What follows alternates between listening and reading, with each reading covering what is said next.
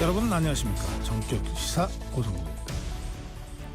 네, 더불어민주당이 김건희 여사 특검법 수정안을 내놨습니다. 수사 대상을 축소하고 제3자에게 특별검사 추천권을 부여하기로 했습니다. 더 많은 이탈표를 끌어낼 수 있을지 궁금합니다. 네, 국민의힘은 더불어민주당이 주도해 진행된 대규모 집회에 화력을 쏟고 있습니다. 주요 정치 현안들 더불어민주당 정성호 의원, 국민의힘 성일종 의원 차례로 만나서 자세한 얘기 나눠보겠습니다. 화요일에는 놓치면 안 될 국제뉴스를 정리해드리는 글로벌 톡톡 준비되어 있습니다. 11월 12일 화요일 정격 시사 출발합니다.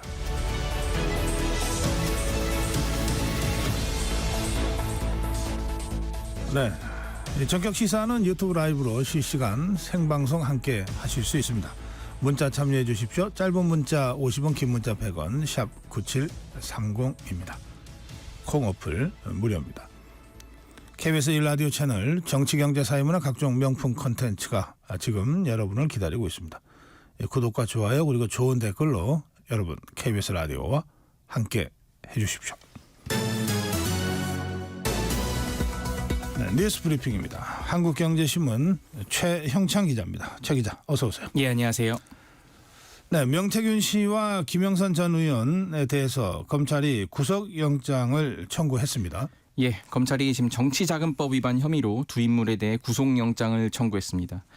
김 전 의원이 2022년 국회의원 보궐선거에서 당선되고 두 달 뒤부터 지난해 12월까지 모두 25차례에 걸쳐 이 공천 추천을 대가로 세비중 9천여만 원을 명 씨에게 전달했다는 혐의입니다. 정치자금법에는 특정인을 후보자로 추천하는 행위와 관련해 금전을 주고받으면 처벌하도록 돼 있습니다. 네. 또 지난 대선 당시 미래한국연구소가 진행한 80여 차례 여론조사 비용 중 일부를 지방선거 예비후보자, 여기서는 이제 고령군수와 대구시의원 예비후보자들인데요. 이들에게 받도록 지시한 혐의도 받고 있습니다. 이 후보자들은 명 씨가 실소유했다는 의혹을 받고 있는 미래한국연구소 측에 공천 추천을 대가로 각각 1억 2천만 원을 건넨 혐의를 받고 있습니다. 이들은 모두 실제 공천에선 탈락했지만 검찰은 최근 이 중 한 명으로부터 공천을 대가로 돈을 건넨 게 맞다는 취지의 진술을 확보했습니다. 네.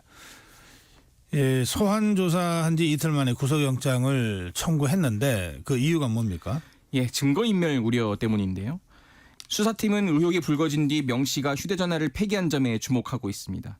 명 씨가 금품을 건넨 예비 후보들과 이 경남선거관리위원회 조사를 앞두고 공천 대가가 아니라 돈을 빌려준 것이라는 취지로 말을 맞춘 정황도 수사팀이 확보했다고 합니다. 네. 일단 이번 구속영장에는 명 씨가 윤석열 대통령을 위해 지난 대선에서 무상으로 여론조사를 해줬다는 의혹과 또 창원 국가선단 개입 의혹 등은 포함되지 않은 것으로 전해집니다.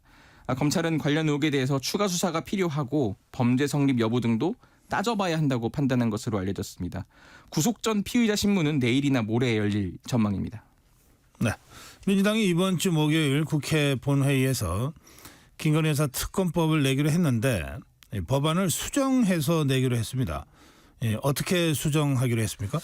예, 일단 민주당은 특검법 수사 대상을 기존 14개였는데 이제 도이치모터스 주가 조작 의혹과 명태균 게이트, 김 여사 공천 선거 개입 의혹 등으로 축소를 하고 또 제3자에게 특검 추천권을 주는 내용 이 수정안을 오는 14일 본회의에 제출한다고 밝혔습니다. 네. 예, 박찬대 원내대표는 특검 수사 대상과 특검 추천 방식에 대해 모두 열어놓고 협의할 용의가 있다 이렇게 말했는데요. 특검 추천 방식을 그동안 이 국민의힘에선 독소 조항이라고 지적해왔습니다. 이를 대법원장이 특검 후보 4명을 추천하면 민주당과 비교섭단체 등 이 야당이 2명으로 압축하고 대통령이 1명을 최종 임명하는 방식이 담길 것으로 알려졌습니다. 네. 국민의힘 반응은요? 민주당이 독소 조항을 제거한 수정이라고 주장하지만 특검이 시작되면 국민의힘 당대표 사무실을 압수수색할 길이 열리는 것이어서 이러한 의도를 받아줄 수 없다는 게 국민의힘 측 주장입니다. 특검이 김 여사를 수사한다며 당내 인사들을 전방위적으로 수사 대상에 올릴 수 있다는 것도 우려하고 있습니다. 민주당이 김건희 특검법 수사 대상을 축소하고 제3자 추천 방식을 제시하며 이제 여당의 이탈표를 좀 추가로 이끌어내려는 시도로 해석이 되지만 여당 내부에선 오히려 공천 개입 의혹을 빌미로 국민의힘 당사를 쑥대밭으로 만들려는 회책이다 이런 반발이 나오고 있습니다. 네. 의료계와 정부 여당이 의료 대란 해법을 모색하기 위한 여야 의정 협의체를 구성하기 위해서 그동안 노력해 왔는데 일단 출발은 했는데 야당이 불참한 상태죠? 예. 지금 진동 끝에 어제 이제 정부와 여당 그리고 대한의학회를 비롯한 일부 의료계가 이 의료 대란 해법을 논의하기에 머리를 맞댔습니다. 여야 의정 협의체라고 내걸었지만 지금 야당이나 뭐 전공의 단체가 불참을 하면서 사실상 여의정만으로 이 첫 회의를 열었는데요. 협의체는 연말까지 의미 있는 성과를 만들어내겠다고 다짐을 했습니다. 협의체는 우선 의료계 요청 사항인 이 사직 전공의 복귀 그리고 한국의학교육평가원의 자율성 보장 문제를 논의하기로 했습니다. 의료계는 또 의대 정원에 대한 우려도 나타낸 것으로 전해졌는데 여당 측은 내년도와 그리고 2026학년도 의대 정원을 두고 구체적인 이야기는 없었다면서 이 논의할 의제에는 제한이 없다 이런 원론적인 입장을 나타냈습니다. 네, 최 기자 전해주신 대로 현재 야당이 참여하지 않고 있고 또 의료계 중에서도 의사협회 전공의 단체가 참여하지 않고 있는데 그쪽에서 나온 입장은 어떤 것들입니까? 예, 일단 의사협회는 최근에 임현택 전 회장이 탄핵된 만큼 내일 저녁에 대의원 온라인 투표로 새 비대위원장을 뽑습니다. 아하. 그러면 이제 그 다음에 좀 참여할 가능성이 있고요. 전공의 단체는 요지부동인데 어제 이제 박단 전공의 대표는 협의체가 무의미하다. 전공의와 의대생 없이 대화하겠다는 한가한 소리를 한다면서 여당 대표를 직격했습니다. 내년도 의대 모집을 멈추거나 전공의 요구안을 전부 들어줘야 혼란을 수습할 수 있다. 이런 입장입니다. 의대 정원에 대해 병원을 박차고 나간 9달 전에서 한 발도 물러서지 않은 겁니다. 민주당은 가장 중요한 전공의와 의대 교수 단체가 빠진 협의체는 실효성 없는 논의기구라고 깎아내렸는데요. 의료계가 강하게 요구하는 내년도 의대 정원 문제가 논의되지 않는 한 이 가시적인 성과는 내기 어려울 것이라면서 지금 불참하고 있습니다. 네. 예, 전통시장 등에서 이 거래로 쓰이는 온누리 상품권이 있습니다. 그런데 이 온누리 상품권이 뭐 이른바 카드깡 뭐 이런 부정 유통되고 있다는 사실이 국정감사를 통해서 드러났어요. 예. 뭐 정부 대책이 나왔습니까? 그렇습니다. 지금 온누리 상품권 이게 뭐냐면은 혹시 모르는 분들 계실까봐 전통시장 활성화를 위해서 사실 중기부 산하기관인 소상공인시장진흥공단이 발행하는 상품권입니다. 네. 정부 지원금이 들어가기 때문에 최대 10% 할인된 가격에 살 수 있습니다. 근데 저 관리가 사실 좀 허술했습니다. 그래서 이를 악용해서 일부 점포가 실제 상품을 거래하지 않고 상품권만 환전하는 식으로 할인 차액을 챙겨서 이런 부정 유통이 벌어지고 있던 겁니다. 아하. 중소벤처기업부가 지난달 온누리 상품권 개선 TS크포스를 만들고 월 평균 매출 5억 원 이상의 부정 유통이 의심되는 가맹점 15곳을 조사했습니다. 이 중 13곳이 매출을 부풀리는 방식으로 이 환전 한도를 높여서 상품권을 유통한 것으로 확인됐습니다. 정부는 이달 중에 온누리 상품권만의 그 매출이 월 1억 원 이상인 곳 430여 곳 있습니다. 이곳을 대상으로 추가 조사를 벌일 예정이고요. 또 부정 거래를 막기 위해서 이상거래 탐지 시스템을 활용한 이 사전 예방 체제를 좀 공고히 하고 가맹점 환전 한도 관리를 강화하겠다고 밝혔습니다. 네. 예, 문화체육관광부 비위 혐의로 수사 대상에 오른 이기흥 대한체육회장에 대해서 직무 정지를 전격적으로 통보했습니다. 예. 지금 사실 이기흥 대한체육회장에 대해서 국무조정실에서도 이제 감찰에 나서서 네. 지금 조사 결과 부정 채용, 뭐 금품 수수, 횡령 혐의 이런 식으로 이제 수사 의뢰 대상에 올렸거든요. 문화체육관광부가 어제 저녁에 전격적으로 이 수사기관의 신속한 수사를 촉구하면서 이기흥 회장 직무를 정지했습니다. 이 회장에 대해서 중요한 건 오늘 있을 일입니다. 오늘 이 회장이 삼선 도전 승인 여부를 결론낼 스포츠 공정위원회가 열릴 예정입니다. 네. 이를 하루 앞두고 이 문체부의 압박 수위를 높인 것으로 보입니다. 대한체육회와 노동조합과 또 대한체육회 간부급 직원들도 지금 이기흥 회장 연임에 계속 반대하고 나서고 있고요. 또 심사 직전에 직무 정지로 인해서 지금 이기흥 회장 최대 위기를 맞았습니다. 근데 문제는 이 스포츠 공정위원회가 주로 이기흥 회장과 그 가까운 분들로 구성된 곳이어서 과연 이 이기흥 회장에게 제대로 된 그 결론을 내릴까 이런 우려도 나오고 있긴 합니다만 어쨌든 지금 공정위원회에서 삼선 도전을 승인해야 이 회장은 내년 1월에 있을 차기 회장 선거에 입후보할 수 있습니다. 스포츠 공정위원회 아무리 그렇다 해도 여론을 완전히 무시하고 엉뚱한 결론을 내리지는 못하겠죠. 예. 자, 오늘 여기까지 듣겠습니다. 뉴스브리핑 한국경제신문 최형창 기자였습니다. 감사합니다. 네, 전격 시사 듣고 계신 지금 시각 7시 30분입니다. 날씨 정보입니다. 오늘은 안개와 미세먼지 주의하시면 되겠습니다. 낮 동안 맑고 화창 온화하겠습니다. 현재 남부 내륙을 중심으로 가시거리 200m 미만의 짙은 안개 낀 곳이 많습니다. 광주공항과 무안공항에 저시정 경보가 어제에 이어서 발효 중입니다. 항공기 운항 정보 확인해 주시고요. 또 교통 안전에도 유의하셔야겠습니다.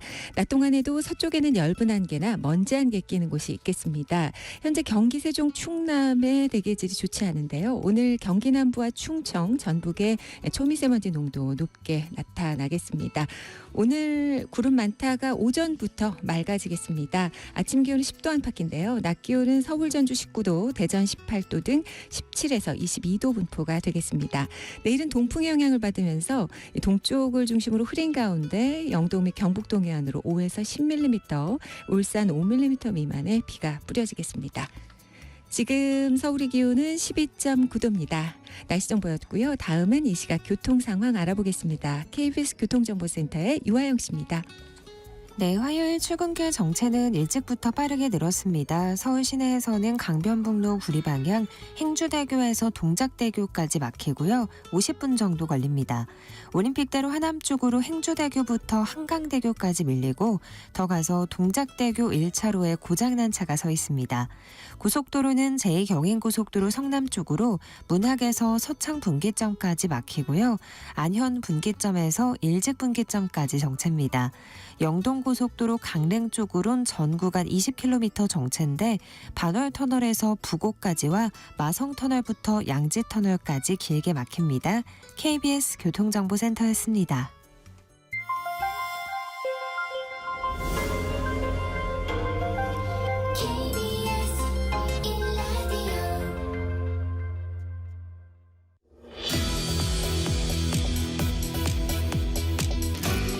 네, 더불어민주당이 오는 14일 국회 본회의에 수사 대상을 축소한 김건희 특검법 수정안을 제출하기로 했습니다.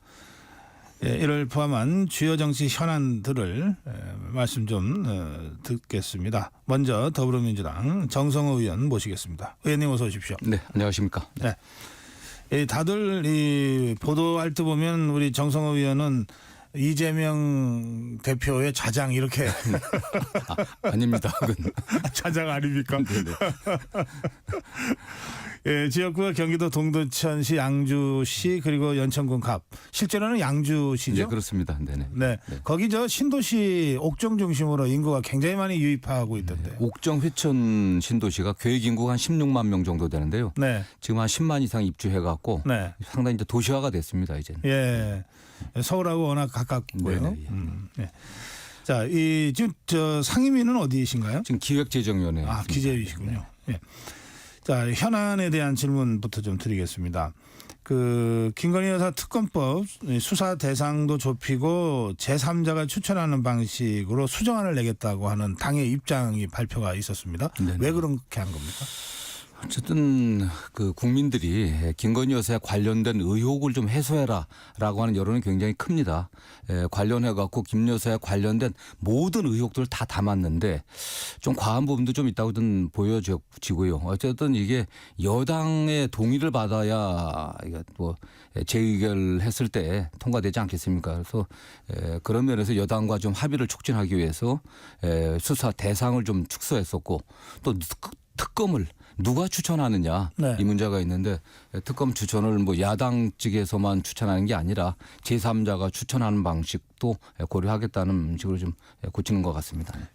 제3자면은 대법원장이겠죠. 네. 예. 대법원장이 현재 논의되는 게 대법원장이 4인을 추천하고 그중에서 야당 측에서 2명을 골라서 대통령이 추천하면 대통령이 그중 1명을 임명하는 방식이 많이 논의되고 있는 것으로 알고 있습니다. 네.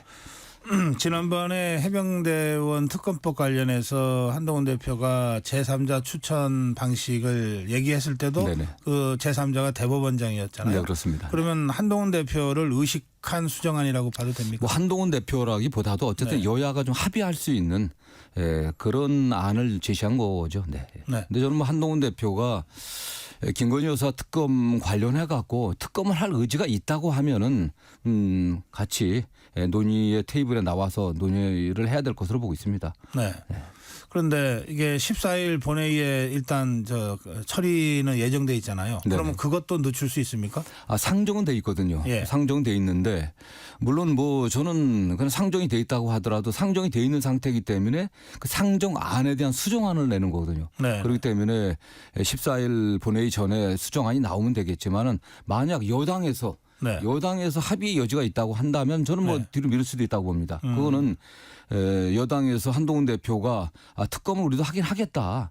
특검을 명백하게 거부하지 않고 우리도 논의할 여지가 있다고 하면 뭐 뒤로 미룰 수도 있는 거 아니겠습니까? 네. 그러나 지금 현재 여당의 어떤 상황들을 보면은 특검 자체를 수용할 의사는 뭐 전 거의 없다라고 좀 보고 있습니다. 아하, 예. 네네. 어떻게 왜 그렇게 생각하십니까? 지금 뭐 용산의 입장이 전 기본적으로 김건희 여사 관련 특검은 안 된다.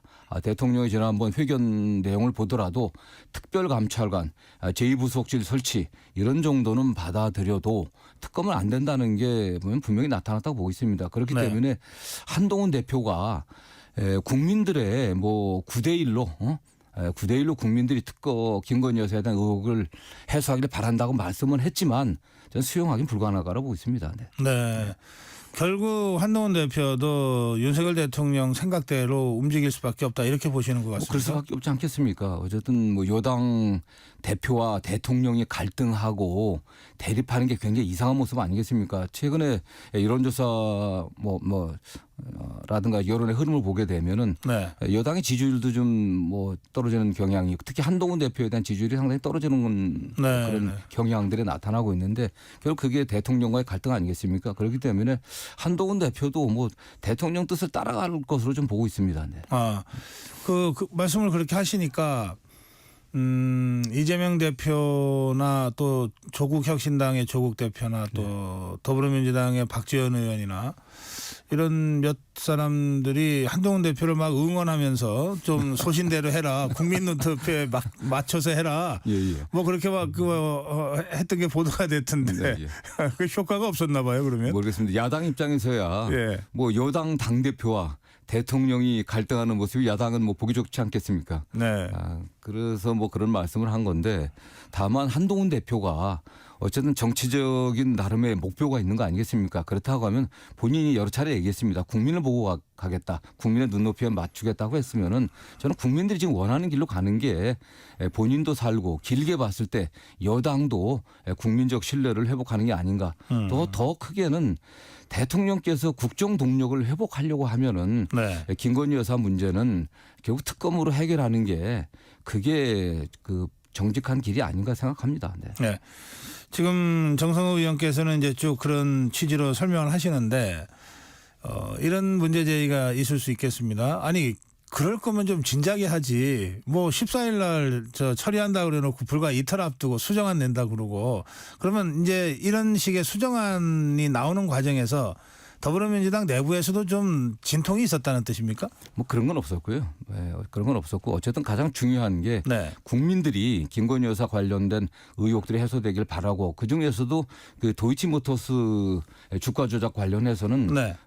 저희들이 보기에는 뭐 명백한 증거가 있다고 보고 있습니다. 그렇기 때문에 그 문제에 대한 책임 소재를 전 규명해야 될 것으로 보고 있고 또 최근에 크게 문제되는 그 소위 명태균 게이트, 명태균 씨를 통한 선거 개입이라든가 공천 개입 이런 거에 관련해서는 국민들이 많이 좀 의구심을 갖고 있지 않겠습니까? 그 두 문제 정도는 전 여당에서도 또 대통령도 털고 넘어가는 게 네. 대통령에 대한 국민의 신뢰를 회복하고 국정 운영의 동력을 회복하는 길이라고 생각합니다. 네. 네. 그런데 이제 지금 의원님 아마 이거 우리가 수정안을 내더라도 한동훈 대표나 국민의힘이 받기 어려울 거다 이렇게 지금 이제 뭐 저는 뭐 그렇게 예상합니다. 예상하셨는데 실제 국민의힘에서 나오는 반응들 중에는 네네. 이를테면 수정안을 이렇게 낸다는 거는 자기들이 그동안 밀어붙였던 특검이 얼마나 엉터리였는지를 고백하는 것 아니냐 이런 반응도 있습니다. 이게 뭐 그렇게 볼 수도 있겠지만요. 예. 그건 저 사실과 다르고 어쨌든 국민들이 생각하는 여러 가지 의혹들을 다 열거했었는데 네. 그래도 어떻게든 간에 여야 간에 타협해 갖고 타협해서 특검을 통과시키기 위한 좀 방법이라고 생각합니다. 네. 결국 여당이 예. 특검을 김건희 여사 특검을 어느 부분이라도 할 생각이 있는지 그 의지가 중요한 거 아니겠습니까? 그렇지만 현재 여당의 어떤 상황들이라든가 반응을 보면은 김건희 여사 특검 자체는 할 생각이 전혀 없다라고 네. 저는 보고 있습니다. 네.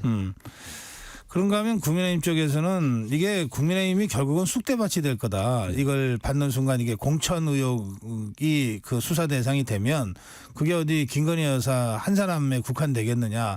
뭐 모든 당의 그 이 후보자 공직 후보자들이 다 수사 대상이 될 수도 있는데라고 하는 그 이 지적 또는 우려들이 있더라고요. 아니 문제가 없다고 생각하면 특검 받아야 되는 거 아니겠습니까? 그 윤석열 대통령께서도 예. 대선 그 과정에서도 특검을 거부하는 자가 범인이다 그랬는데 여당 의원들이 진짜 다 관계가 없다. 나 명태균 잘 모른다. 공천에 명태균이 실질적으로는 아무 영향력이 없었다. 그런 주장을 하시게 되면 자신 있게 받아갖고 정말 그게 사실이라고 하면 야당이 또 거기에 대한 정치적 책임을 져야 되는 거 아니겠습니까? 이게 뭐 복잡한 문제가 아닌 것 같아요. 여당이 할 의지가 있냐 없냐 여기에 달린 거 아니겠습니까? 네, 알겠습니다. 지금 한동훈 대표는 그 특검이 아니라 특감으로 지금 문제를 풀어가려고 하고 있는 것 같습니다. 그리고 국민의힘에서는 그 14일 날 그 특감을 위한 의총을 지금 열겠다고 하고 있거든요. 그 문제는 어떻게 보십니까? 특별감찰관은 일어난 사건에 대해 조사하는 게 아니라 예방적인 활동을 해야 되는 겁니다. 대통령 측근들, 가족들 또는 비서진들의 비리를 예방하기 위한 감찰 활동이기 때문에 지금 현재 발생된 어떤 위법 사실 네. 그 의혹들에 대해서는 뭐 조사를 할 수가 없는 거거든요. 의미가 없는 네. 겁니다. 지금 국민들이라든가 야당에서는 현재 지금 드러난 의혹들 거기에 위법 부당한 행위가 있었는지 이걸 밝혀달라는 거거든요. 그렇기 때문에 특감은 필요합니다. 그러나 특별감찰관과 특별검사는 하는 일도 다르고 더군 특별감찰관이 있다고 하더라도 국회에서 합의에 통과한다고 하더라도 특감이 위법행위를 발견하게 된다면 실질적인 조사건 없습니다. 그러나 어쨌든 위법행위가 어느 정도 확인이 된다고 하면 검찰총장에게 고발을 의뢰해야 되거든요. 근데 사실 지금 현재 검찰이 국민한테 신뢰를 얻고 있습니까? 저는 뭐 검찰에서 도이치모터스 사건 무혐의 처분한 걸 보면은 어떠한 게 나타난다고 하더라도 어떠한 위법 사실이 발견된다고 하더라도 고발할 가능성도 없기 때문에 결국 일어난 문제에 대해서는 특검만이 네. 뭐 방법이다 생각합니다. 그 두 가지 이제 말씀을 하신 건데 하나는 특감은 뭐 안 하는 것보다는 어쨌든 하는 게 낫다. 그렇죠. 네. 그런 판단이신 네. 것 같고 그런데 특감이 특검의 대체물은 아니다. 네, 그렇습니다. 그렇잖아요. 네네. 자, 그런데 지금 국민의힘에서는 어쨌든 특감 하겠다고 하니까 그럼 이거 하지 말라고 할 상황은 아니잖아요. 더불어민주당 그렇죠. 입장에서. 네. 그러면 특감을 하겠다고 하면 이거는 국회 추천 절차를 밟아야 네네. 되는데 네. 더불어민주당이 협조해주지 않으면 이건 한동훈 대표가 아무리 하고 싶어도 못하는 것 아닙니까? 그렇죠. 네. 그건 어떻게 저는 뭐 특감이 네. 대통령 측근들, 비서진들 또 가족들의 비위를 감찰하는 거기 때문에 그러려고 하면 대통령 임명권을 갖고 있지만 최종적인 그러나 추천을 국회에서 한다고 하면 네. 야당이 추천하는 인사를 좀 받아들여야 된다고 생각합니다. 네. 그렇지 않고 뭐 여당에서 추천한다고 하면 결국 그런 여당이 추천한 특감이 제대로 활동할 그런 가능성은 좀 기대하기 쉽지 않다고 생각합니다. 그 문제에 대해서 합의가 일단 중요하겠죠. 네. 아하. 네. 그건 여야가 좀 이제 얘기를 해봐야 될 문제다. 네, 예, 우리가 반대하지는 네네, 않지만 예, 그런 말씀이시죠? 네네, 예. 알겠습니다. 자, 지난 주말에 장애 집회가 있었습니다. 11월 2일 집회에 이어서 11월 9일 장애 집회가 있었는데 여러 보도를 종합해서 보면 11월 2일보다 11월 9일 집회가 사람이 좀 덜 모였다는 겁니다. 예. 그거는 그 집회를 주최한 더불어민주당에서 얘기하는 숫자도 좀 줄은 것 같고 경찰 집계도 좀 줄은 것 같습니다. 왜 사람이 왜 줄죠? 모르겠습니다. 뭐 일각에서는 그 대통령 담화 이후에 그 집회가 열렸기 때문에 더 많은 인원이 모이지 않았겠냐 이렇게 모이지 않겠냐 이렇게 예측을 했는데 사실 그날은 원래 대전에서 하려고 했었습니다. 대전에서 하려고 했던 게 바뀌어갖고 서울에서 집회를 하게 됐는데 그러다 보니까 좀 전국적으로 지방에서 많이 좀 들어왔고요. 네. 같은 날 지방에서도 일부 지방에서도 집회가 있었습니다. 그런 측면도 있고 아하. 또 또 일각에서 얘기하는 것처럼 아직은 저는 국민들이 집회를 통해 갖고 의사를 표현할 정도로 뭐 여러 가지 문제는 있지만 뭐 그런 면에서 좀 미성숙한 게 아닌가 뭐 그런 측면도 좀 있다고 봅니다. 네. 그다음에 과거 그 탄핵을 한번 해봤지 않습니까? 그렇기 때문에 또 탄핵 국민들이 거기에 대한 뭐 약간 뭐 면역이 생겼다고나 할까 그런 면에서 좀 더 아직은 국민들의 분노가 그런 정도까지는 뭐 오르지 않았다고 저는 개인적으로 그렇게 측면도 있다고 저는 보고 있습니다. 네. 아, 예. 그래서 그런 겁니까? 이 토요일 11월 9일 집회에서 이재명 대표가 연설을 하면서 이 단어는 뭐 얘기하기 참 그렇다고 하면서 이제 얘기를 했는데 그 단어가 뭡니까? 그게 뭐 본인이 말하지 못한 당대표가 말하지 않은 거 제가 어떻게 얘기하겠습니까? 그게. 아니 대변인한테 물어보니까 자기 모르겠다고 대답을 했다는데. 네, 그런데 어쨌든 뭐 그 여러 가지 현재 상황에 대한 엄중한 경고 아니겠습니까? 네. 대통령께서 김건희 여사 특검도 다시 또 국회에 의결한 다음 또 거부권 행사하실 거고 그런 거에 대한 엄중한 경고고 국민들의 분노가 굉장히 높을 거다라고 하는 뭐 그런 예고 아니겠습니까? 그런 예고라고 생각하고 있고요. 네, 예. 네, 대체로는 뭐 탄핵이라는 단어를 생각하고 얘기한 거라고들 이제 보는데요. 네, 네, 예. 그런데 이제 사실 조국 혁신당은 뭐 탄핵이라는 단어를 공공연하게 지금 쓰고 있잖아요. 프래카드도 내걸고 네, 네, 있고. 네, 네.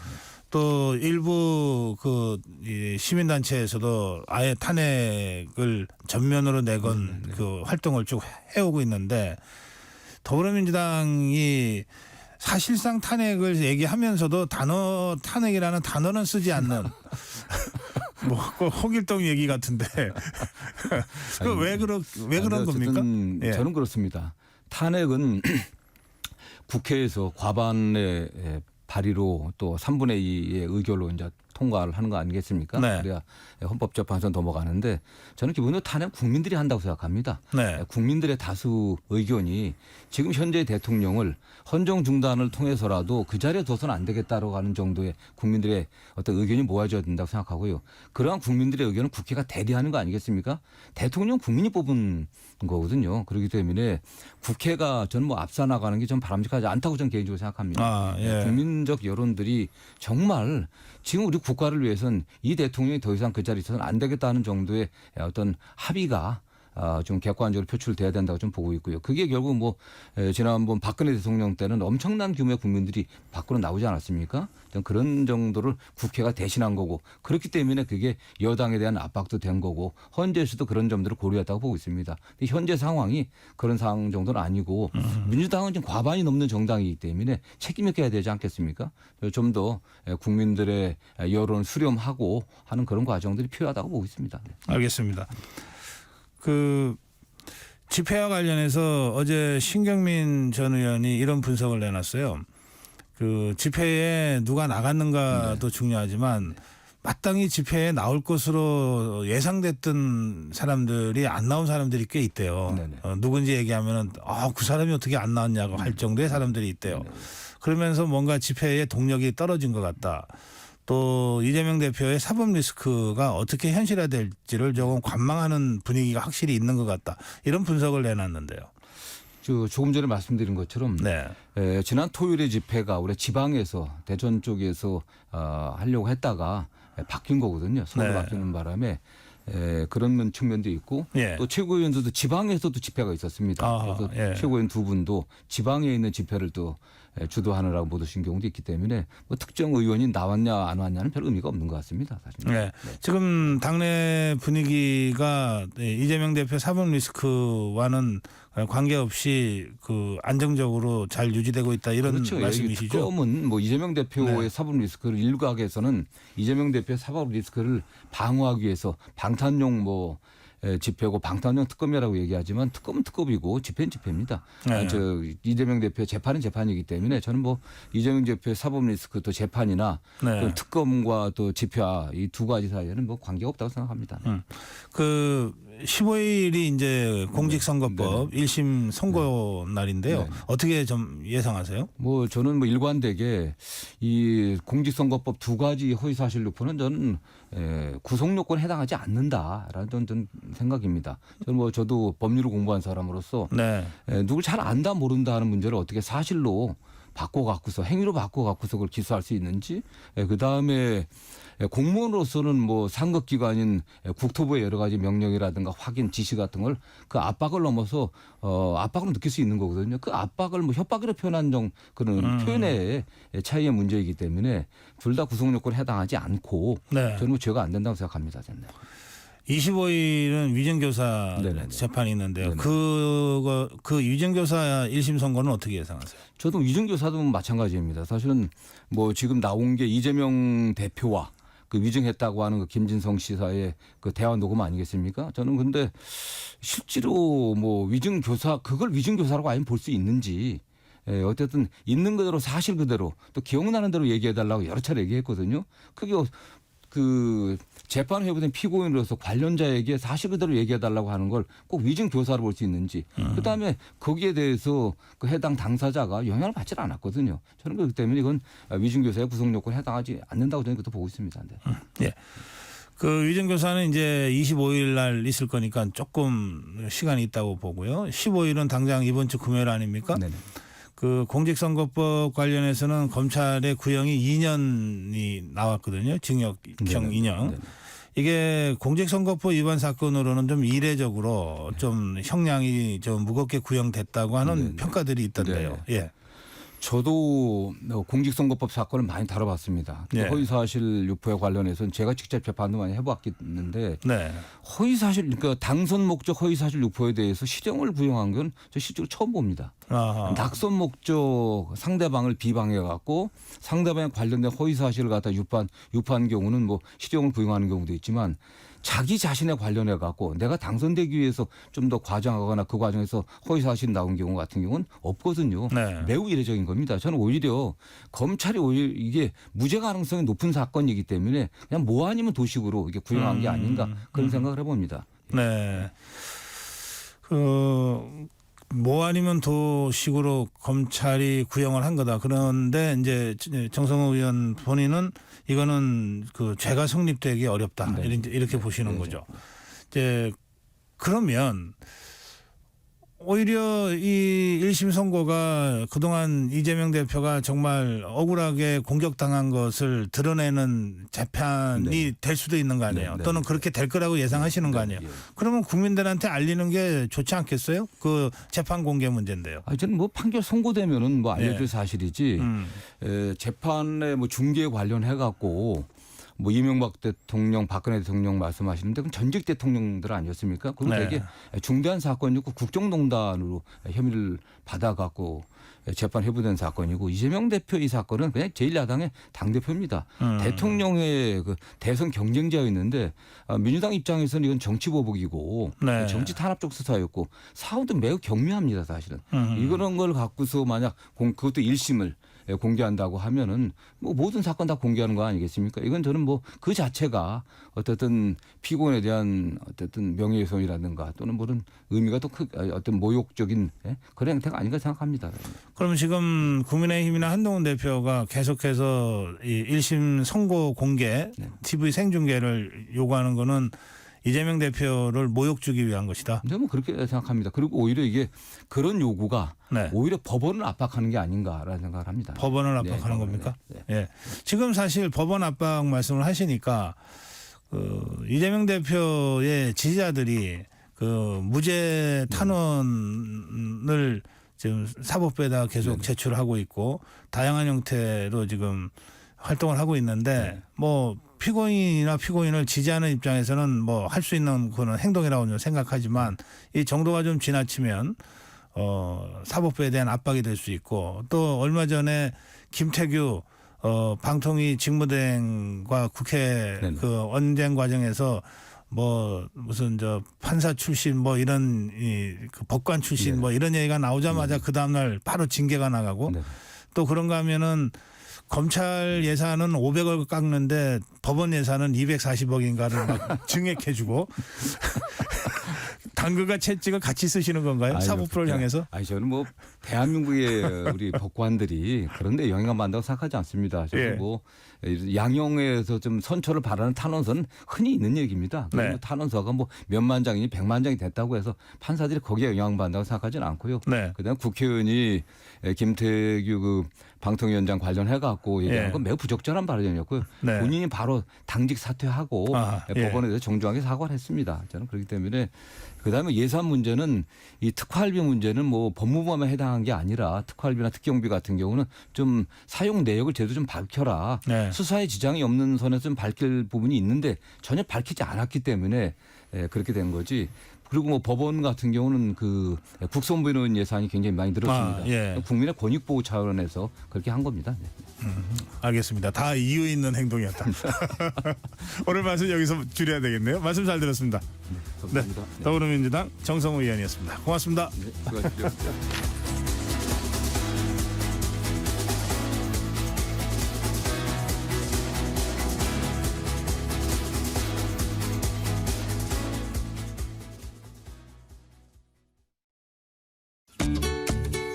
KBS 라디오 기후 위기 대응 캠페인 지구를 안녕하세요. 저는 수리상점 곰손 대표 박성현입니다. 물건을 오래 쓰려는 사람들이 모여서 물건을 수리하고 또 수리하는 기술을 배워서 물건을 좀 더 쓰레기가 되지 않게 잘 사용할 수 있도록 하는 곳입니다. 물건을 수리하지 않게 되면 그 물건들은 결국 쓰레기가 되어서 우리가 지금 기후위기가 점점 더 커지고 있는데요. 그렇게 쓰레기를 만들지 않고 지구에 처한 위험을 대처할 수 있도록 하고요. 이 수리를 한다는 인식이 아직은 보편적인 인식으로 자리 잡고 있지 않은 것 같아요. 물건이 고장났다고 했을 때 나는 수리를 못하는데 라고 생각하기 이전에 체크해보는 거예요. 그러면은 선풍기라든지 그런 것들이 그냥 한번 열어봤을 뿐인데 뭔가 안에 청소가 안 됐거나 전선이 제대로 안 돼 있는 경우들이 있거든요. 그러면 그냥 조금 돌봐주는 것만으로도 재쓰임을 다시 갖는 물건들이 있어요.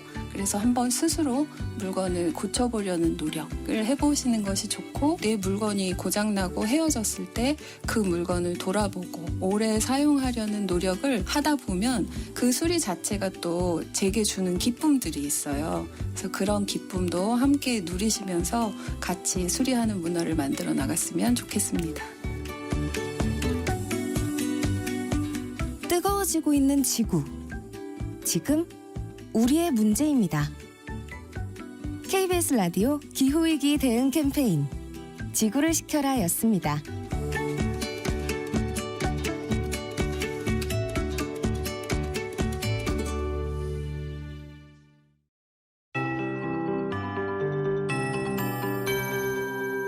KBS 58분 날씨. 현재 남부지방을 중심으로 가시거리 200m 미만의 짙은 안개 낀 곳이 많고요. 중부지방도 부여의 가시거리 180m, 파주 400m로 아직 짙은 곳이 있습니다.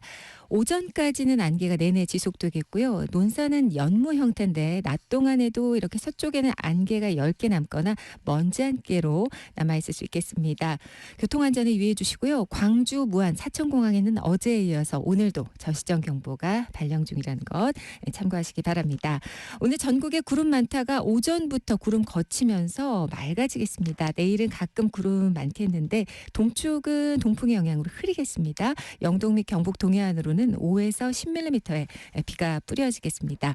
가을도 막바지에 접어들었음에도 낮 기온이 20도 안팎까지 오르는 이상 고온 현상 지속되고 있습니다. 아침 기온이 10도 안팎인데 기온차가 많이 납니다. 건강관리에 유의하셔야겠습니다.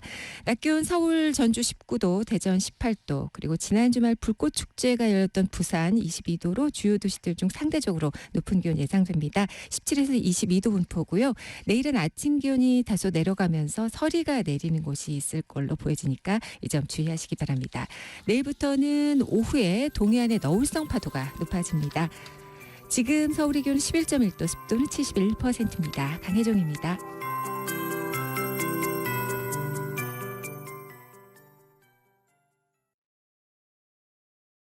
정성을 다하는 국민의 방송 KBS가 8시를 알려드립니다. AM 711kHz, FM 97.3MHz, KBS 1라디오입니다. HLKA.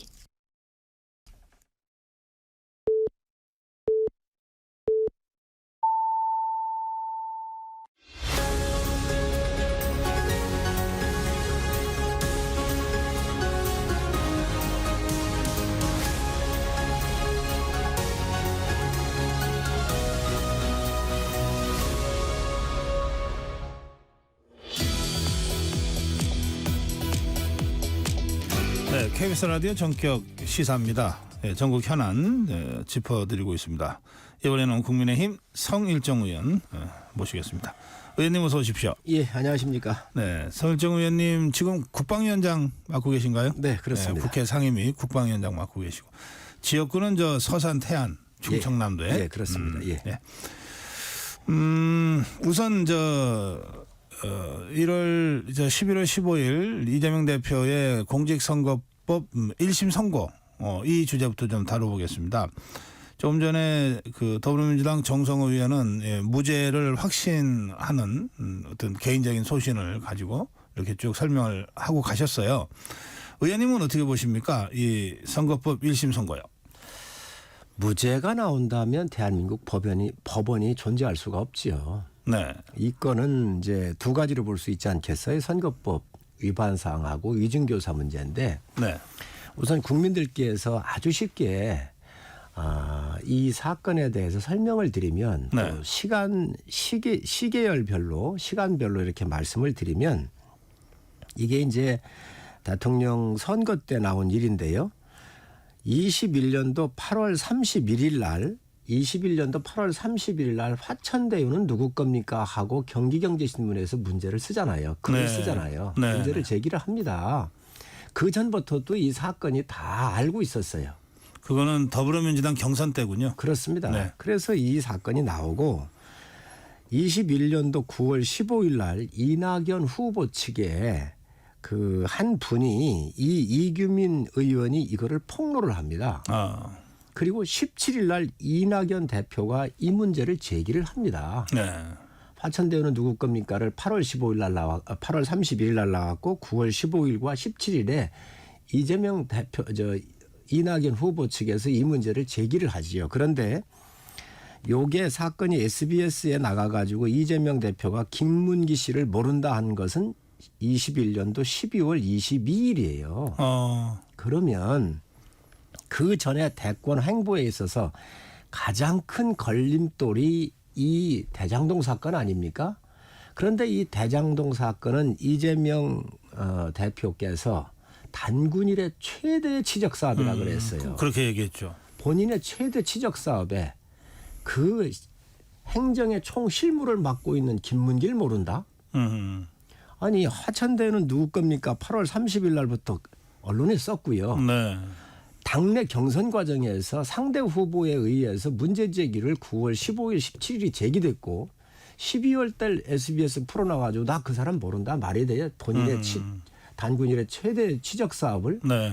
있을 수 없는 얘기거든요. 이거를 모른다고 하는 게 말이 되겠습니까? 그래서 이거 자체가 무죄를 주장한다고 하는 것 자체가 참 허무맹랑한 얘기라고 생각을 하고요. 네. 또 백현동 사건이 있습니다. 네, 그 옹벽 아파트. 그렇습니다. 예. 그런데 여기 식품연구원이 있었잖아요. 네. 식품연구원이 이제 지방 이전을 하고 있었으니까 여기에 이전하고 그냥 그린벨트이기 때문에 땅값이 그저 몇십만 원 갔을 거예요. 그런데 이거를 건설업자한테 분양을 해주고 팔고 그리고 여기를 4단계를 상승한 거 아니에요. 네. 그때 성남시에서 공문을 보냅니다. 2014년 11월 17일에 공문을 보냅니다. 용도 변경 가능 여부에 대해서. 네. 그러냐 그렇게 하니까 또 2014년 12월 9일 날 국토부에서 귀시에서 저기 처리 바람하고 공문이 공식적으로 나갔어요. 성남시 공문에 대한 답변입니까? 답변입니다. 예. 그래서 귀시에서 저기 처리 바람 알아서 귀시는 성남시가 그렇습니다. 적의 처리. 예, 알아서 판단해서 하라 그 얘기잖아요. 네네. 자, 그런데 이게 국정감사 현장에서 국토부의 강압에 의해서 했다는 거잖아요. 있을 수가 없는 네, 이야기거든요. 이재명 당시 지사가 그렇게 설명을 했어요. 그렇습니다. 예. 이게 지금 현재 공문으로 있잖아요. 공문으로. 그걸 몰랐겠습니까? 그러면 국토부에 누가 언제쯤 누구에 의해서 어떻게 강요를 받았는지 이런 걸 얘기를 해야 될 거 아니에요. 육하원칙이 어떤 것도 증거가 없습니다. 네. 통화한 사람도 없고. 그런데 공문은 있어요. 이것을 무죄라고 주장할 수가 있겠습니까? 그러면 앞으로 모든 대한민국에 선거할 때 이러한 허위로 발언을 해도 처벌할 수가 없는 것이죠. 이거는 유권자에 대한 정말 있을 수 없는 거짓 행위고 이에 대해서 판단은 저는 법원이 정확하게 할 것이다. 알겠습니다. 그런데 지금 현재 민주당이 자신 있으면 저희가 요구하는 게 그거 아닙니까? 생중계하라. 왜 안 합니까? 왜 안 합니까? 옛날에 재판 거래 이야기 있었을 때는 대법원에서 할 때 생중계를 본인이 동의했을 겁니다. 동의하지 않으면 그 생중계가 안 됐잖아요. 예. 그 이후에 재판 거래 의혹이 나왔잖아요. 우리가 그런 부분들을 한번 봐야지요. 왜 이거에 대해서 생중계를 거부하는지 모르겠습니다. 또 지금 백현동을 비롯해서 대장동 사건 같은 경우 자신이 있으면 빨리 신속 재판을 본인이 요청을 해서 빨리 재판을 끝내야 본인이 대권가도에 도움이 될 거 아닙니까? 여기에 부정부패가 없었고 권력 남용이 없었다고 한다면 본인이 먼저 신속 재판을 요청을 했겠지요. 그런데 이거 재판 지연 지금 어마어마하게 하고 있지 않습니까? 이러한 제가 드리는 말씀은 국민들께서 일반적으로 판단하실 수 있는 상식적인 내용들입니다. 알겠습니다. 그런데 이제 15일 있을 공직선거법 재판 관련해서는 이제 성일정 의원은 이제 유죄를 아주 확신하고 계신데 문제는 이 공직선거법 경우에 형량 아니겠어요? 네, 유죄라도 뭐 80만 원 정도 받고 의원직을 유지하고 다음 선거도 나가는 경우들이 더러 있잖아요. 그 형량에 대해서는 어떻게 전망하세요? 국토부에 공문이 있는데 그게 그렇게 경미하게 처벌할 사항일까요? 기억의 오류라든지 이렇게 할 수 있을까요? 저는 없다고 생각을 해요. 김문기 씨 모른다 그랬는데 본인이요. 해외 여행을 갈 때 뉴질랜드 호주 갈 때 거기 한 10명 정도 갔다는 거잖아요. 그때 본인이 다 찍어서 갔을 겁니다. 가서 골프 치고 요트 타고 다 했잖아요. 밥을 먹어도 수십 끼 먹었잖아요. 그 사람을 모른다. 이거는 다분히 기억의 오류가 아니라 의도된 완전히 이 사람을 모른다고 그래야 이 부정 비리가 덮어질 수 있기 때문에 의도적으로 한 거기 때문에 저는 경미한 처벌은 나올 수가 없다고 생각을 해요. 지금 아마 민주당은 정치적인 압력을 가하고 또 재판에 대해서 힘을 보여주고 하면 이런 부분들이 아마 고려될 것이다 이런 판단할 거라고 생각을 하는데 네. 재판부가 그렇게 해서는 안 된다고 생각을 하고요. 이 법리와 그리고 있던 정황 증거들에 의해서 할 거기 때문에 저는 중형이 내려질 거다 이렇게 생각을 하고 있습니다. 지금 그 이재명 대표와 함께 활동하는 더민주혁신회의라고 있지 않습니까? 더민주혁신회의 주도로 이재명 대표 무죄 판결 촉구 탄원 서명이 100만을 넘었다는 겁니다. 뭐 그쪽에서 발표를 하니까 이제 알게 되는 것이고요. 또 다양한 형태의 탄원서가 또 사법부에 전달되고 있습니다. 어떻게 보십니까? 정치적인 공세지요. 탄원서는 주소, 이름 쓰고 주민번호 쓰고 연락처 쓰고 주소를 정확하게 써야 하잖아요. 저도 이게 문제가 돼서 우리 직원들한테 한번 물어봤어요. 또 네. 저도 보고. 네. 그냥 제가 성일종 누구 이렇게 쓰지 않고 다른 사람 가명으로 쓰고 주소 적당히 쓰면 그냥 다 가입이 됩니다. 이게 무슨 효과가 있겠습니까? 정말 국민을 속이는 행위고요.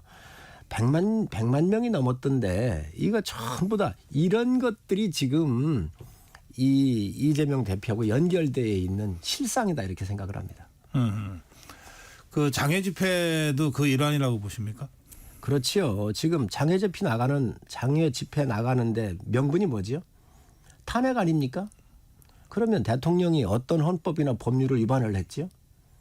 명확하게 그 대통령을 탄핵할 사유가 있는 거에 대해서 국민들한테 알리고 국민들의 그 소구를 받아들일 때 나갈 거 아닙니까?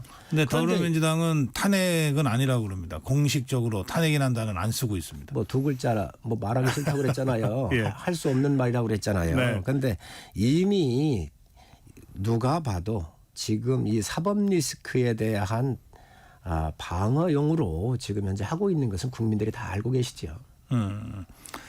그래서 생각보다 사람이 좀 덜 모인다. 그런 분석도 있더군요. 저도 여러 가지 보고 있는데 네. 서울시에 실시간 이동 데이터가 있더라고요. 예. 이제 그거야 아주 과학적인 거 아니겠습니까? 평일날 얼마가 오고 가는지 다 하고 있는데 거기 보면 뭐 한 2만여 명 정도, 만 몇천 명 정도 나오는데 이거를 30만 명, 20만 명이라고 얘기를 하고 있습니다. 얼마만큼 다급하면 그렇게 숫자를 10배 정도씩 이렇게 올릴까 하는 생각을 갖고 있습니다. 네. 그런데 어제 그제 그 9일 날이요. 9일날 집회는 결국은 그 더불어민주당 집회와 또 민노총 집회가 거의 가까운 거리에서 비슷한 시간대에 있어서 좀 상당히 좀 혼란스러운 부분이 있었고 결국은 경찰과 그 민노총 그 집회하던 분들 간에 충돌이 있어가지고 지금 경찰청의 공식 입장으로는 경찰이 한 105명이 부상당했다는 거고요. 그리고 현장에서 민노총 소속 그 집회에 참여자 11명이 일단 조사를 받고 그중에 6명인가가 뭐 4명인가 6명인가가 영장 청구가 됐다는 것이고요. 민노총 그 위원장을 비롯한 몇 사람에 대한 내사에 착수했다는 이런 식으로 지금 사태 전개가 되고 있거든요. 이건 어떻게 봐야 되죠? 민노총이라고 하는 곳을 국민이 어찌 판단할까? 북한과 연관돼 가지고 구속이 된 사람도 있잖아요. 네. 이러한 집단들입니다. 전 있을 수 없는 일이라고 생각을 해요. 대한민국이 지금 법치국가 아닙니까? 그런데 지금 경찰 공권력을 아주 우습게 보고 있는 거거든요. 옛날에는 어떻게 했어요? 문재인 정권 때 정권 탄생시킨 탄핵 청구서를 내민 사람들이잖아요. 네. 그때 이미 공권력이 작동이 안 됐었거든요. 그 향수 때문에 그러는 것 같은데 이 대한민국 한복판에서 그리고 시위를 합법적으로 인정도 해줬지 않습니까? 그 선을 넘은 거 아니에요. 네. 아주 법이 살아있음을 보여줘야 된다고 생각을 합니다. 예. 자, 이 그 특검법 얘기를 좀 해야 되겠습니다. 지금 14일 그러니까 이재명 대표의 재판 하루 전날인 14일 목요일 지금 김건희 여사 특검법을 더불어민주당이 세 번째로 지금 강행 처리할 것을 예고하는 상태에서 수정안을 내겠다고 어제 공식 발표가 나왔어요. 그 사건 숫자도 줄이고 그다음에 제3자 추천안 형식으로 해서 한동훈 대표가 좋아하는 제3자 추천 아니다 이러면서 이것도 못 받으면 아예 생각이 없는 것 아니냐 이렇게 이제 압박하고 나섰는데 그거 어떻게 보시고 계십니까? 원래는 있는 거 없는 거 다 끌어모아가지고 14건을 특검한다고 했었지요. 네. 정말 정치적인 공세지요. 있을 수 없는 얘기지요. 이제 이번엔 2개로 줄였어요. 그래서 주가 조작 사건하고 명태균 사건을 넣었거든요. 주가 조작 사건 이 사건이요. 여러 번 저희가 말씀을 드렸지만 문재인 정부 때 윤석열 당시 검찰총장을 어떻게든 찍어내기 위해서 수사했던 거 아닙니까? 추미애 법무부 장관, 박범계 장관이 있었을 때 검찰총장 손 못 대게 수사권까지 다 박탈을 했어요. 그리고 거기에 이성윤 당시 서울중앙지검장 그렇습니다. 이성윤 중앙지검장을 비롯해서 수사를 탈탈 털었던 거 아닙니까? 1년 3개월인가 했잖아요. 그때도 이 수사를 기소를 못 했던 겁니다. 아니 그 사건에 대해서 그러면 어떤 검찰 수사가 이루어졌는데 어떤 부분이 미진하다. 그 미진한 부분에 대한 확실한 이런 거에 대해서 증거를 내놓고 특검을 하자고 할 거 아니에요. 지금 검찰 수사에 문제가 있습니까? 문제점이 있으면 어떤 게 문제가 있는지 그 증거를 내놔야지요. 명태균 사건도 그렇습니다. 거기 김건희 여사가 어떤 증거가 있고 뭐와 연결돼 있죠? 그저 일방적으로 떠들었었던 이야기를 가지고 특검하는 거를 보셨습니까? 육하 원칙에 의해서 증거를 내놓고 어떤 문제가 있으니 이러이런 부분을 수사를 하자고 하면 모르겠어요. 어떤 거기에 범법 행위가 있고 범죄 행위가 있죠. 그거 하나도 안 내놓고 지금 얘기하는 거잖아요.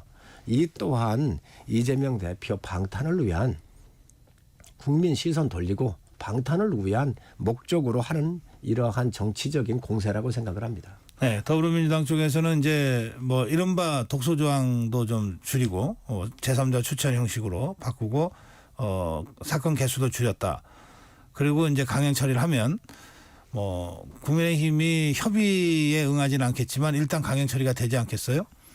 그러고 나면 이제 대통령의 제2요구가 있을 거고 그러면 재표결로 갈 때 지난번 두 번째 특검법의 내표 이탈보다는 더 많이 이탈표를 유도할 수도 있다. 이런 그 판단들도 좀 있는 것 같던데요. 14개에서 2개로 줄이고 12개가 이제 사항이 없어지는 거잖아요. 참 큰 은혜를 베풀고 있는 것 같습니다. 의원들 판단이 그렇습니다. 네. 이 의원들 판단도 정확하게 어떠한 법률을 위반했고 어떤 증거가 있는지를 봐야 의원들도 판단할 거 아니겠습니까? 그런데 전번에 4명이 이제 이탈을 했다고 그러셨는데 네. 저는 이탈이 그 범위 내에서 크게 드러나지는 않을 거로 봐요. 아, 왜 그러냐? 그렇습니까? 그렇습니다.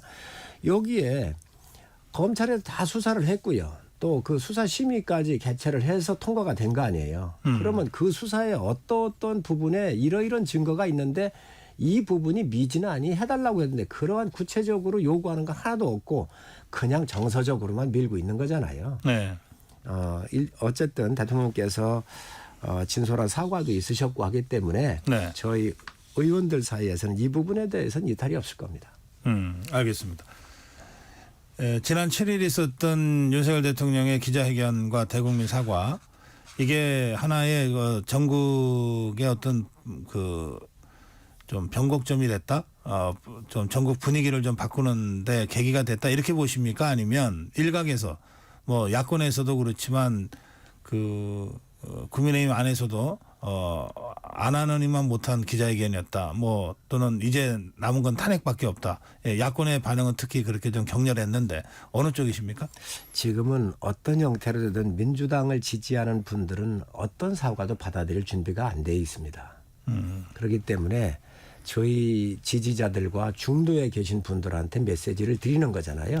어쨌든 대통령께서 진솔하게 말씀을 하셨고 또 한동훈 대표가 요구했었던 인적 쇄신을 비롯해서 여러 가지 사항들을 지금 속도감 있게 개각을 비롯해서 여러 가지 진행을 하고 있기 때문에 그 부분에 대해서는 시간이 지나면서 국민들께서 좀 판단하시고 네. 또 정부가 대통령께서 국정을 쇄신하면서 열심히 일하고 있구나 이러한 메시지를 시간이 지나면서 느끼실 거라고 생각을 합니다.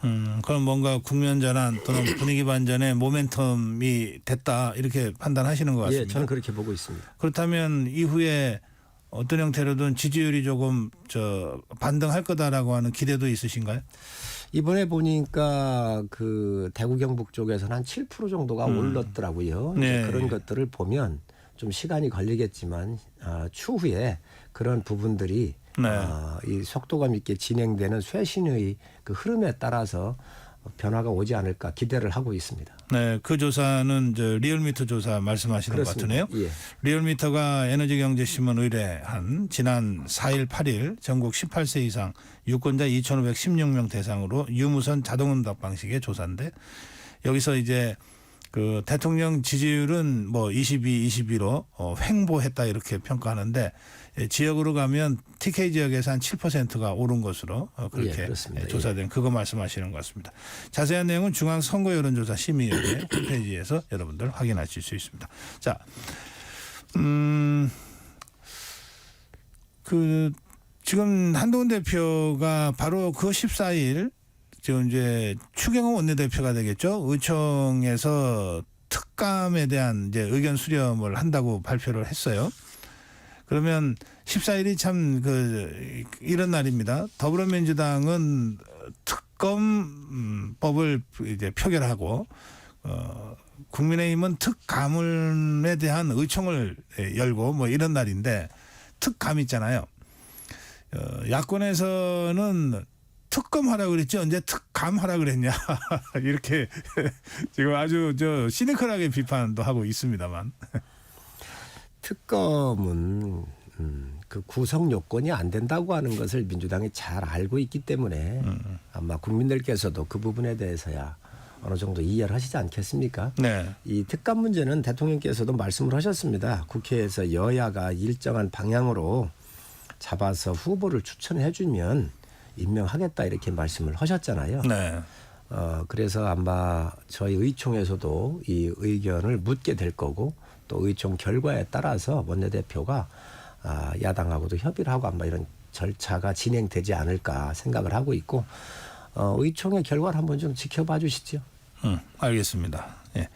근데 국민의힘에서 특감으로 간다. 그것도 기존의 이른바 당론 북한인권재단과 연계하는 것을 풀어서 우선 특감 임명부터 가자라고 결론을 내려도 더불어민주당이 협조 안 해주면 아무것도 할 수 없는 거잖아요. 특감을 임명하라고 할 때는 언제고 이 부분에 대해서 좀 협의를 하니까 또 북한 인권도 중요하잖아요. 네. 그러니까 그 부분을 연계하든 안 하든 그건 야당의 몫인데 네. 어찌됐든 특감을 요구했던 것은 야당이었습니다. 예. 그리고 또 문재인 대통령 때도 특감을 임명을 안 했었거든요. 네, 5년간 안 예. 했죠. 그랬는데 이 부분은 이제 저희 의총에서 결론이 나면 원내대표와 협의를 하겠지만 어쨌든 이 부분도 저는 민주당에 달려있다 이렇게 생각을 합니다. 알겠습니다. 지금 국회 국방위원장 맡고 계시다고 아까 제가 소개를 해드렸는데 지금 윤석열 대통령이 엊그제 일요일 날 그 긴급 경제안보장관회의를 했어요. 대책회의를 했어요.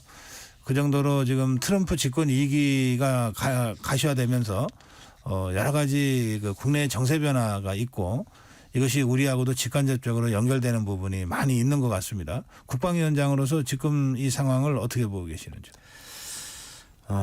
아무래도 새로 당선된 트럼프 대통령의 스타일상 예측이 좀 불가능하지요.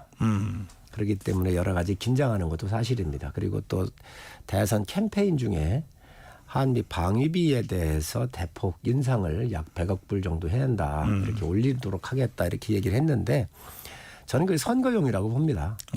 예, 그렇지만 분명히 그런 재협상의 요구는 우리가 준비를 하고 있어야 한다고 생각을 합니다. 네. 선거에서 이야기를 했기 때문에 이 부분에 고민을 하지 않을 수밖에 없을 거 아니에요. 예. 트럼프 입장에서 뭔가 하는 제스처라도 취할 수밖에 없겠네요. 문재인 대통령 시절에는 그 한미 방위비 협상이 13.9%가 인상이 됐었어요. 21년도에. 네. 그리고 매년 국방비가 증액되는 것만큼 대개 이제 국방비가 어떤 때는 7% 어떤 때는 한 5% 정도 이렇게 올라갔었거든요. 네. 그래서 그 증액되는 것만큼 이게 올라가기로 되어 있었고요. 저희 윤석열 정부에 들어와 가지고 8.3%를 인상을 했습니다. 네. 그렇게 하고 물가 상승률이 올라가는데 그 물가 상승률이 예를 들어서 6% 올라갔다 그러면 5% 이상을 초과하지 못하도록. 지금 우리가 1%대에서 물가 상승률이잖아요. 네. 그러니까 내년도 가면 1% 이상을 1% 정도만 올라가는 거예요. 그렇게 지금 계약이 돼 있다는 거죠. 그렇게 해서 미국하고. 이제 국회에 비준을 준비하고 있고 네. 또 미국에 이제 사인이 돼 있죠. 그런데 이거를 이제 행정명령을 통해서 네. 이것을 파기시키고 다시 협상하겠다는 거잖아요. 아하. 일단은 저희가 협상을 해놓은 근거가 있기 때문에 저희는 이러한 것을 기초로 해서 준비를 잘 해야 한다고 생각을 합니다. 예. 또 일각에서는 뭐 방위비 분담 요구도 있겠지만 트럼프가 그 핵무기를 용인할 수도 있다는 얘기를 이미 지난 첫 번째 대통령 할 때도 한 바가 있어서 차제에 우리 대한민국의 핵 주권을 현실화할 수 있는 좋은 기회가 될 수도 있다 이런 주장도 있던데요. 미국에 여러 갈래가 있는 것 같아요. 네. 사실 핵을 용인하면 미국의 국제 정치에 있어서 영향력이 현저하게 줄거든요. 그렇죠. 그렇기 때문에 이거를 용인하면 안 된다는 그런 쪽이 있고 또 일부에서는 그 핵을 용인하자라고 하는 일부 의견도 있는 게 사실입니다. 네. 그런데 이게 쉬운 문제는 아니잖아요. 쉬운 문제는 아니기 때문에 저희는 여러 가지 미국은 협상을 하면서 굉장히 많은 카드가 있습니다. 예를 들면 환율에 대한 문제도 있을 수 있고요. 또 수출입에 대한 문제도 있을 수 있고 네. 전략자산 문제, 핵 문제 여러 가지 카드가 많은데 사실 저희가 갖고 있는 카드가 많지는 않아요. 미국으로부터 우리가 무역 흑자를 내고 있는 부분이라든가 네. 이 환율에 대한 문제도 기축 통화가 미국이기 때문에 미국 달러이기 때문에 저희가 갖고 있는 이런 부분이 좀 쓸 수 있는 카드가 많이 없지요. 그런 면에서 이 지금 핵의 문제는 저는 두 가지로 보고 있습니다. 하나는 핵을 갖는 방법이 있고 또 핵에 대한 재처리 문제가 있습니다. 네. 그게 재처리도 안 되는데 핵을 바로 갈 수는 없을 거예요. 그렇기 때문에 이 두 가지를 우리는 다 열어놓고 여러 가지 방위비 협상에서부터 많은 카드로 활용을 하는데 철저한 준비가 좀 필요하다고 생각을 합니다. 그 핵무기 연료가 되는 그 플루토늄 이런 거를 확보하기 위한 재처리라도 허용하는 수준으로 일단 우리가 준비는 가 있어야 된다. 일본하고 미일 동맹이 되어 있거든요. 네. 저희는 한미 동맹이 되어 있고 네. 근데 일본 같은 경우는 이 재처리를 할 수 있도록 해줬어요. 저희도 그 정도까지는 가야 되지 않나 생각을 네. 하고 또 만약에 주한 미군에 대한 철수라든가 이런 문제가 있다고 한다면 네. 우리 자위적인 측면에서라도 우리는 여러 가지 카드로 쓸 수 있어야 되고 또 준비를 해야 된다고 생각을 합니다. 알겠습니다. 볼턴이 이제 그 트럼프 때 역할을 했던 사람이죠. 안보부 장관했죠. 네. 이 사람이 트럼프는 무슨 일을 해도 놀라울 일이 없는 사람이다라고 하면서 언제 갑자기 김정은이하고 불쑥 만날지 모른다 뭐 이런 취지의 발언을 했어요. 그냥 뭐 드러넘길 수 있는 발언이기도 하지만 이를테면 윤석열 대통령이 지금 친교의 시간을 갖기 위한 그 준비를 하고 있는데 뭐 그러니까 골프 연습도 하시고 예, 그렇죠. 그런데 트럼프가 우리 대한민국 대통령보다 김정은이를 먼저 만나는 경우가 이게 혹시라도 있으면 이거 황당한 상황이잖아요. 그 김정은 관계는 어떻게 보십니까? 저는 뭐 볼튼만큼 트럼프를 잘 아는 트럼프 대통령을 잘 아는 사람은 없을 거라고 생각을 하고요. 네. 한미 동맹 아닙니까? 근데 저희 대통령보다 김정은 만나는 일은 없을 거고요. 또 국제 지금 상황을 보더라도 지금 이스라엘과 헤즈볼라 이러한 그 중동 사태가 굉장히 긴급하고요. 또 두 번째로 우크라이나와 러시아의 전쟁 상태가 또 미국이 간접적 지원이지만 사실상 뭐 대리전에 가깝지 않습니까? 네. 이 문제가 있고 또 중국의 여러 가지 관세 문제를 비롯해서 양안 문제 여러 문제가 지금 산적해 있습니다. 그렇기 때문에 이러한 미국이 우선적으로 처리해야 되는 국제적인 문제만 보더라도 북한과 그렇게 빨리 만나야 될 이유는 없기 때문에 네. 이러한 우선순위에 따라서 아마 참모들이 건의를 하지 않겠나 생각을 하고 있습니다. 이번에 윤석열 대통령이 G20 회의 참석을 위해서 남미 쪽 가잖아요. 중남미 가는데 그 왔다 갔다 하는 사이에 트럼프 당선인과 만날 거다 이런 그 전망 보도가 나오던데 어떻게 가능성이 좀 있습니까?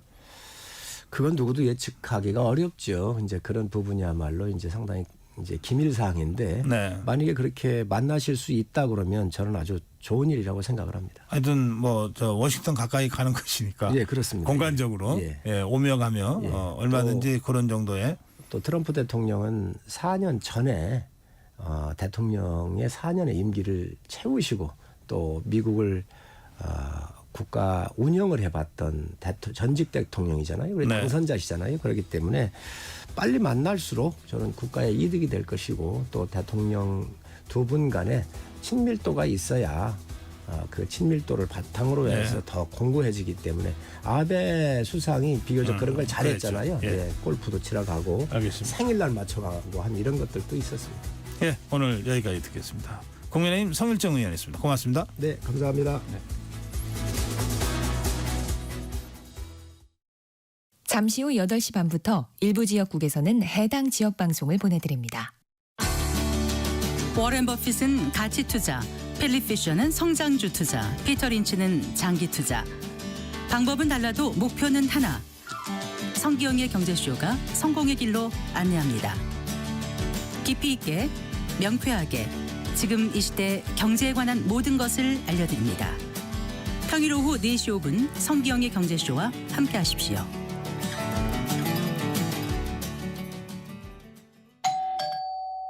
편지 왔습니다.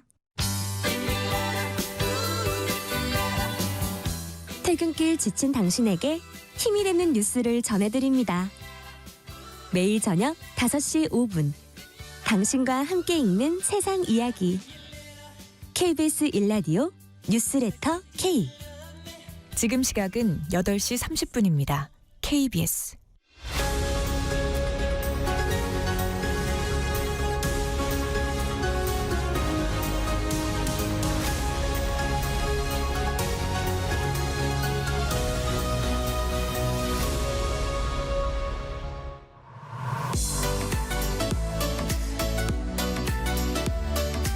네, 글로벌 톡톡입니다. 절대 놓쳐서는 안 될 글로벌 소식을 전해드리는 KBS 국제부 김양순 기자입니다. 김 기자 어서 오세요. 네, 안녕하세요. 네, 일본의 이시바 시게루 총리가 간신히 총리가 다시 됐어요.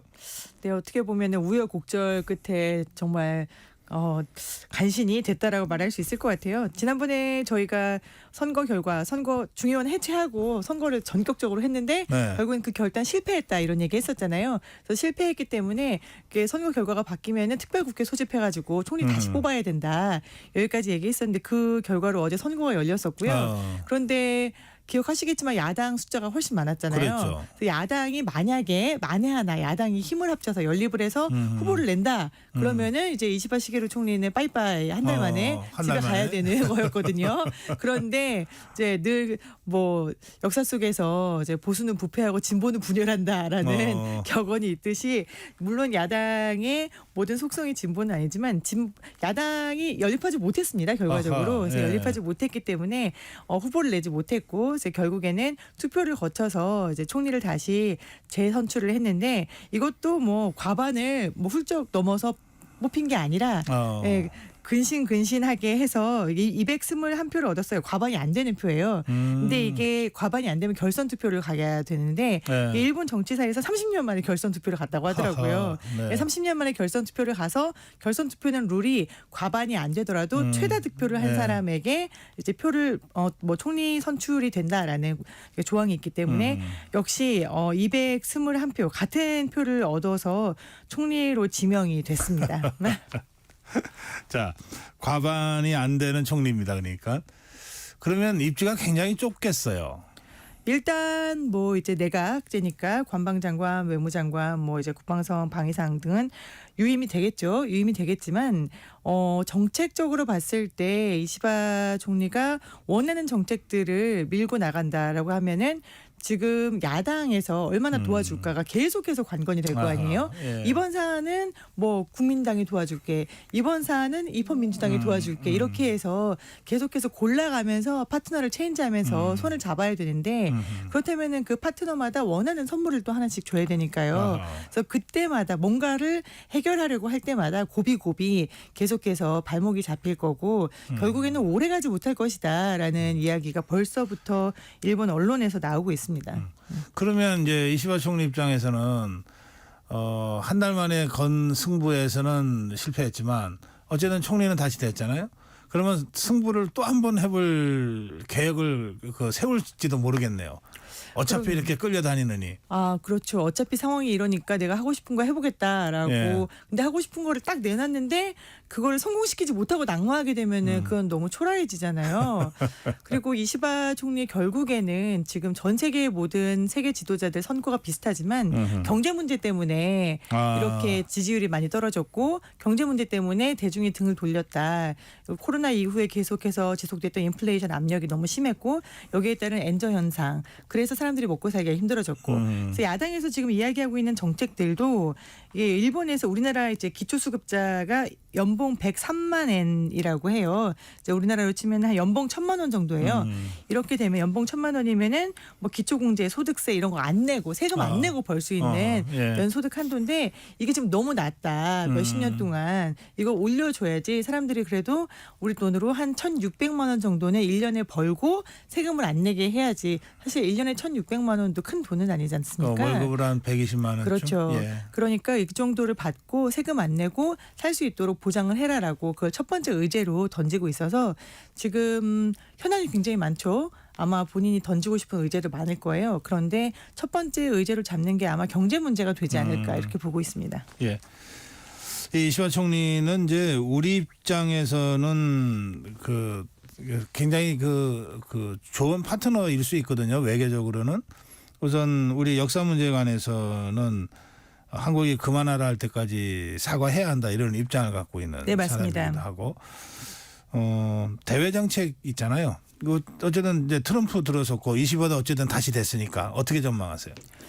지금 이시바 총리 당선되면서 아시아판 나토 구상하겠다라는 걸로 사실 깜짝 발표처럼 알려졌었어요. 물론 네. 선거 과정에서 본인이 계속 했던 말이긴 하지만 이것이 과연 실현 가능할 것인가에 대한 얘기도 있었고, 근데 이제 트럼프 당선인이 대통령으로 온단 말이죠. 네. 그러면은 이시바 총리는 지금 트럼프 당선인과 마주 앉아서 아시아판 나토 얘기를 꺼내기는 상당히 힘들 겁니다. 왜냐하면 트럼프 당선인 물론 전 대통령이었으니까요.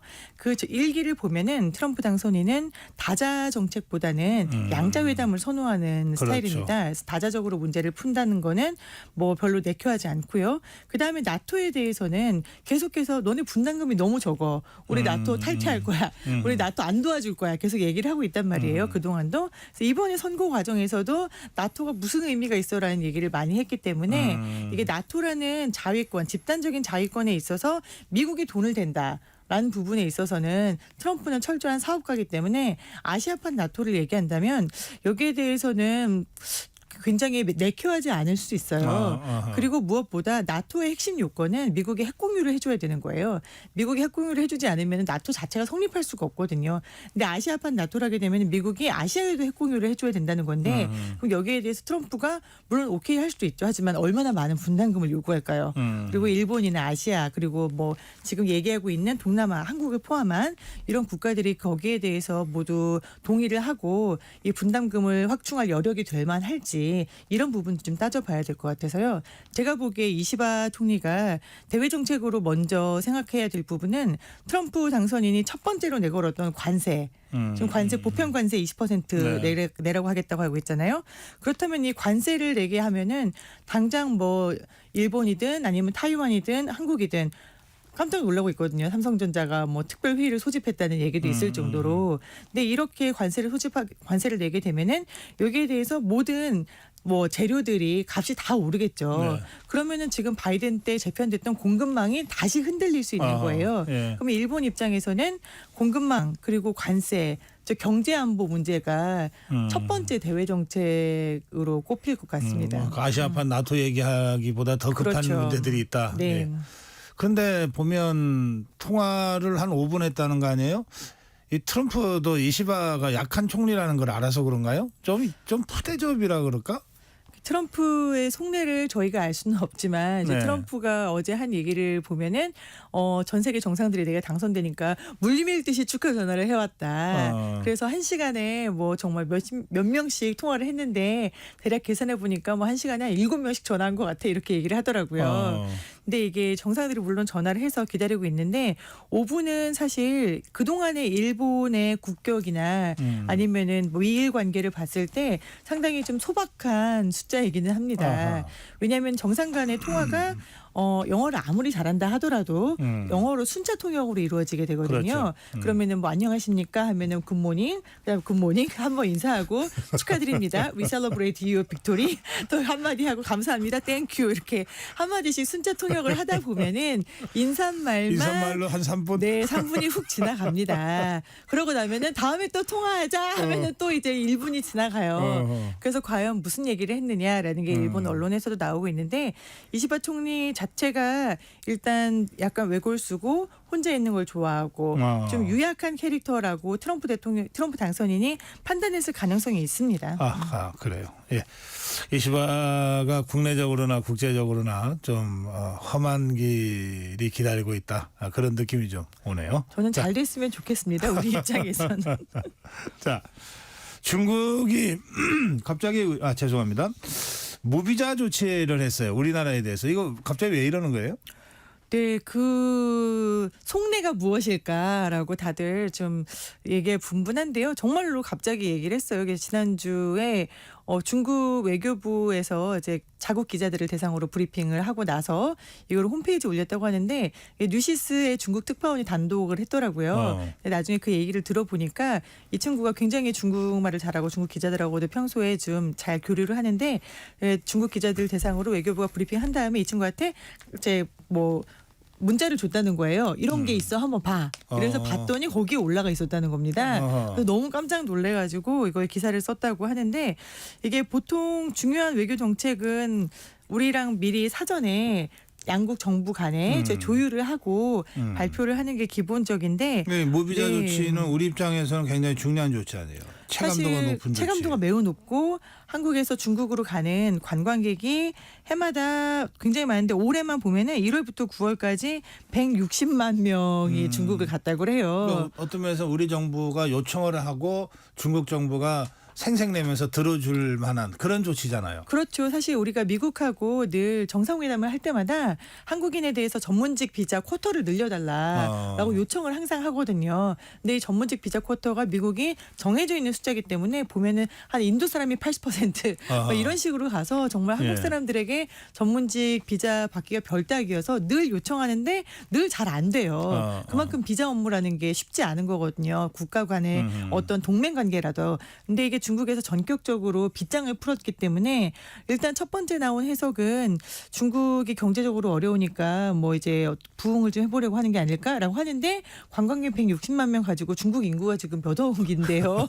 네, 그거는 좀 물론 어느 정도 도움은 되겠지만 아닌 것 같다라는 얘기도 있고 네. 최근에 나온 얘기는 이게 시점을 좀 보면은 이 미국의 대선이 치러지기 직전에 발표가 나오지 않았냐. 물론 이제 실시하는 거는 11월 8일부터입니다만 발표한 게 바로 직전이었단 말이죠. 그럼 이런 선거 경우에 직전. 중국한테 왜 그랬냐고 물어보면 안 돼요? 왜 그랬냐고 직접적으로 물어볼 수는 없고 외교적인 채널로는 아마 외교관들이 좀 파악을 하고 있지 않을까 싶은데 그 외교 케이블을 전문을 저희가 볼 수는 없으니까요. 알겠어요. 살짝 파악하기로는 미국의 지도자 교체를 앞두고 한미일 3국 협력을 좀 이렇게 흔들어 보려고 하는 속내도 있지는 않을까라는 그런 생각을 하고 있습니다. 네. 트럼프가 비트코인을 좋아합니까? 네, 이게 선거 과정에서부터 굉장히 말이 많았어요. 트럼프 당선인 전 대통령이 원래는 비트코인에 대해서 사기다. 그냥 본인이 비즈니스맨이니까. 좀 그랬잖아요. 네, 네. 재앙이다 뭐 이렇게 얘기했었거든요. 근데 이번 캠페인 과정에서 비트코인 컨퍼런스에 직접 참석을 했어요. 세계 비트코인 컨퍼런스에 참석을 해서 내가 미국을 비트코인의 전 세계 캐피탈로 만들겠다. 그다음에 우주 최고로 만들겠다. 이렇게까지 얘기했어요. 여기 갔다가 이렇게 간 거예요? 네, 완전히 정말 180도 바뀐 거죠.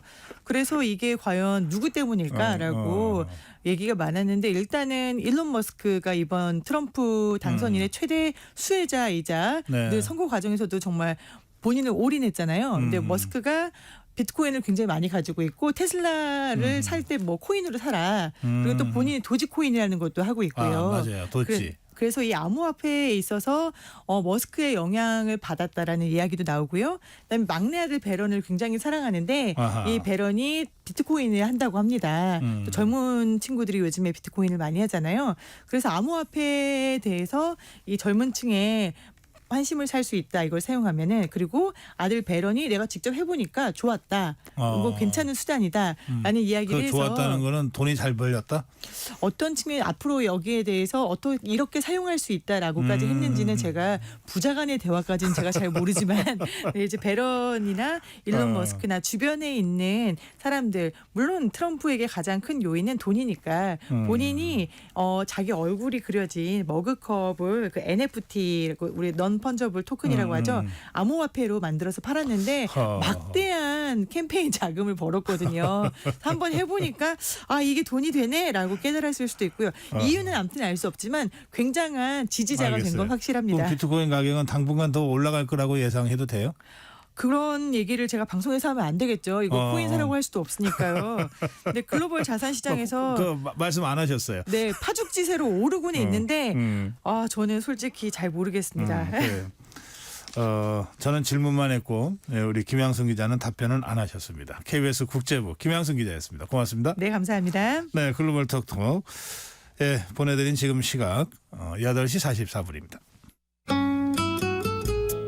이 시각 교통정보입니다. 서울 시내에서는 올림픽대로 공항 쪽으로 목동 4차로에서 사고 났습니다. 반대 하남 쪽으로는 행주대교부터 성산대교까지 막히고요. 여의하류에서 청담대교까지 주춤합니다. 고속도로는 영동고속도로 강릉 쪽으로 반월터널에서 부곡까지 정체고요. 이후로도 마성터널부터 양지터널까지 막힙니다. 제2영행고속도로 성남 쪽으로 문학에서 서창 분기점까지 밀리고 안현 분기점에서 일직 분기점까지 정체입니다. 서해안고속도로 서울 가는 길은 광명역에서 금천까지 어렵고요. 반대 목포 쪽으로 매송에서 비봉까지 막히고 팔탄 분기점에서 화성휴게소까지 밀립니다. KBS 교통정보센터에서 유하영입니다.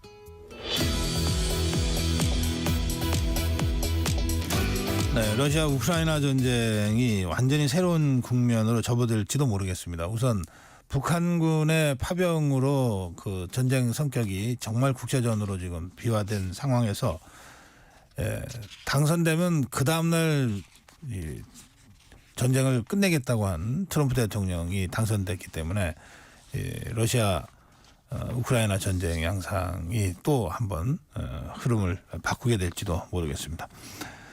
트럼프 대통령 당선인은 푸틴과 통화해서 확전을 하지 말아달라, 확전을 자제하라, 이게 부탁 겸 경고의 얘기도 했다, 이런 보도도 좀 나오고 있는 상황인데 저희 KBS가 바로 이 상황에서 우크라이나 현지 취재를 했습니다.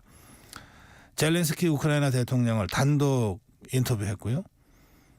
그리고 국방장관도 만나고 왔습니다. 우크라이나 현지 취재를 직접 하고 돌아온 KBS 통일외교부 김경진 기자 직접 좀 자세한 얘기 듣도록 하겠습니다. 김 기자 어서 오세요. 안녕하세요. 네, 젤렌스키 대통령과 만났다고요? 네, 10월 30일 날 우크라이나 현지에서 만났습니다. 일단 처음 만난 소감은 굉장히 젊은 지도자라는 느낌이 있었고요. 그리고 네. 굉장히 권위의식이 없어 보였어요. 1978년생이잖아요. 굉장히 젊은 지도자고 그러다 보니까 뭐 기자를 대하는 태도라든지 아니면은 뭐 인터뷰에 임하는 성격 이런 게 굉장히 권위의식이 없어 보였고 또 놀랐던 게 이제 인터뷰를 준비하면서 만났던 대통령실 관계자들도 굉장히 다 젊은 사람들이더라고요. 뭐 거의 20대 후반도 있고 그래서 이 정부가 굉장히 지금 전쟁 때문일 수도 있겠지만 굉장히 젊은 사람들로 꾸려져 있다는 느낌이 들었고 좀 전쟁을 치르는 상황인데도 굉장히 유쾌한 모습을 보여줬고 농담도 많이 하면서 이야기를 했고요. 다만 이제 제가 질문을 했던 게 그동안 기자들이 이제 한국이 궁금했던 부분을 질문을 한 적이 거의 없었잖아요. 그렇기 때문에 좀 한국의 궁금증들을 물어보니까 약간 좀 당황해하는, 왜냐하면은 굉장히 지금 우크라이나의 머릿속에는 어떻게 보면 러시아, 미국, 뭐 나토 이런 것들이 가득 차 있을 텐데 한국의 입장에서 궁금해하니까 이런 걸 궁금해할 수 있겠구나. 뭐 가장 대표적으로 북한군을 붙잡으면 어떻게 할 거냐.